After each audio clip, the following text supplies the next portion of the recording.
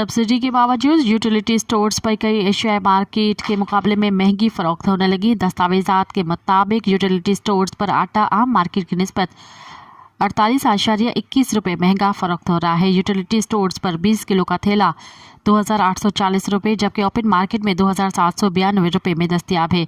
इसके अलावा सेला चावल की कीमत आम मार्केट की निस्बत यूटिलिटी स्टोर्स पर 53.40 रुपये ज़्यादा है। मार्केट में चावल 317 रुपये जबकि यूटिलिटी स्टोर्स पर कीमत 370 रुपये है।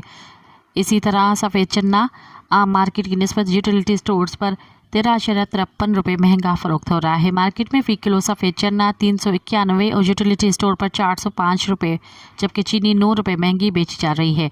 मार्केट के 140 के मुकाबले में यूटिलिटी स्टोर्स पर चीनी 155 रुपये में फ़रोख्त होने लगी है। मज़ीद ख़बरन ऐं तफ़सीलात लाइ विज़िट कयो असांजी वेबसाइट www.awamiNewsHD.com ऐं ॾिसंदा रहो अवामी न्यूज़ HD।